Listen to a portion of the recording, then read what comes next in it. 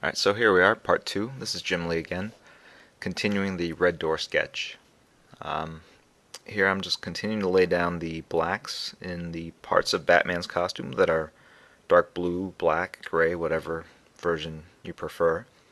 Um, because I'm going to have this fist pretty much um, against the red backdrop, I can put as many blacks in there and actually um, serves to really anchor that part of the drawing very well.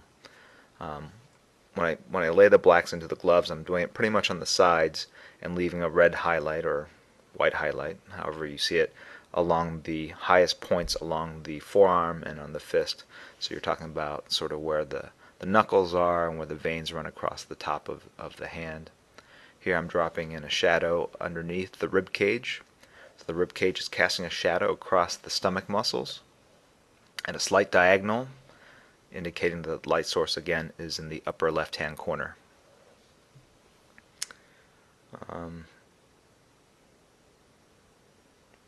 All these shadows really serve to create weight in the figure. It takes something that looked two-dimensional, which is basically a linear drawing, a contour drawing, and by chunking in these big black shapes, they now have volume, they have mass, they feel more three-dimensional. Here I'm laying in the black areas on Silent Bob's face. Here it's his mustache, beard, goatee ensemble. Again, done in a very cartoony style, no rendering whatsoever, very simple shapes. Again, sort of enhancing, I think, some of the comedic value of this drawing. You have the ultra serious Batman and Superman, and then you have these very animated, cartoony characters doing their shtick. Here I'm filling in his trench coat with black, again anchoring that part of the drawing in that quadrant, in that corner of the overall piece. So we've got Batman's glove, his left hand's glove in the lower right hand, and then we've got Silent Bob's forearm and trench coat in the lower left. We have the shadow on behind Superman in the upper left, and we're going to eventually put a black beanie on Jay to sort of anchor that quadrant.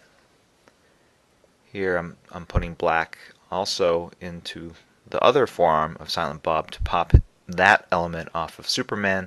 Superman is more or less a line drawing with shadow coming off his head, and that way he won't be competing with Silent Bob or Batman, who are going to be more heavily rendered.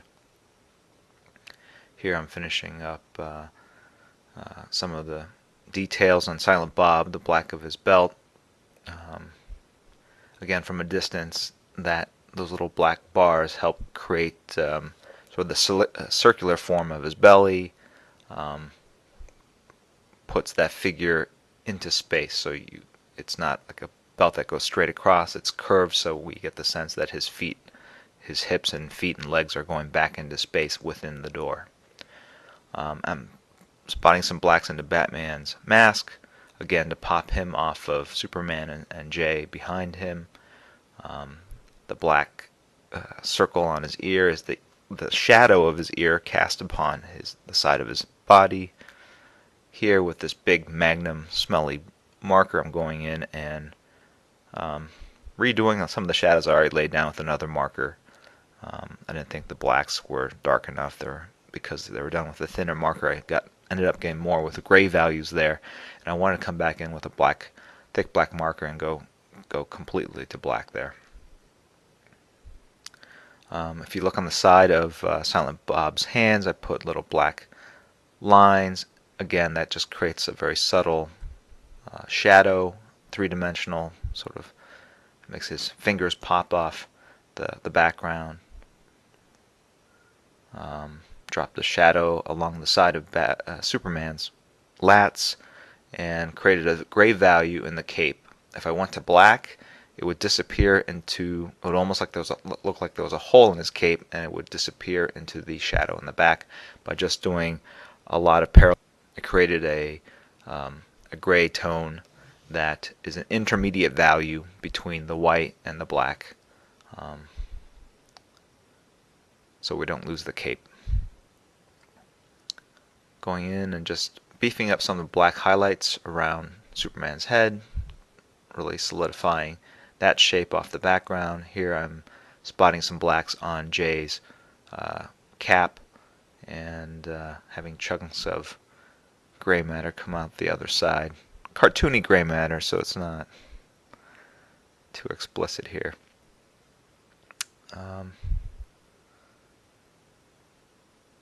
Spotting a black on the inside of his mouth that pops out his teeth, creates this, it really, without that, we lose a little bit of the face. It kind of disappears into the red door itself. So, you know, a lot of what I'm doing now is just going and just spotting blacks here and there, really to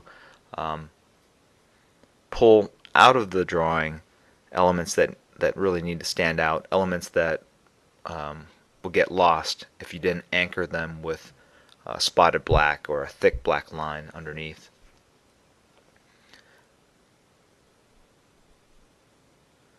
And with the smaller marker, I can go back in and do some detail work. I used the thick black marker just to lay in some shapes, and now I'm going in with a thinner one and actually creating the shapes I intended to create around them. And as I move around very quickly, I'm just laying in lots of little either parallel lines, or I'm pulling out of the blacks, black areas into the white to create very subtle gray transitions.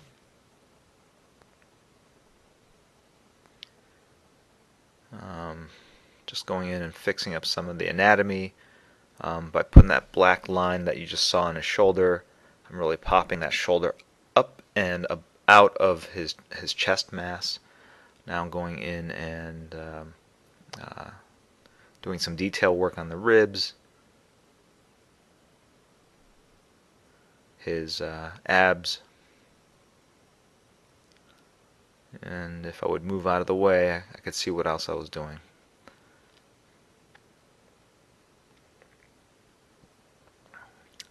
That whole area, the abdomen area, I go in with blacks and really cut these shapes, the shadows across the stomach, the cuts in the side of the ribs. But then I also go back in with a marker and render it to make it smoother and more cylindrical, so it doesn't look like that there are these really sharp divots in the side of his body.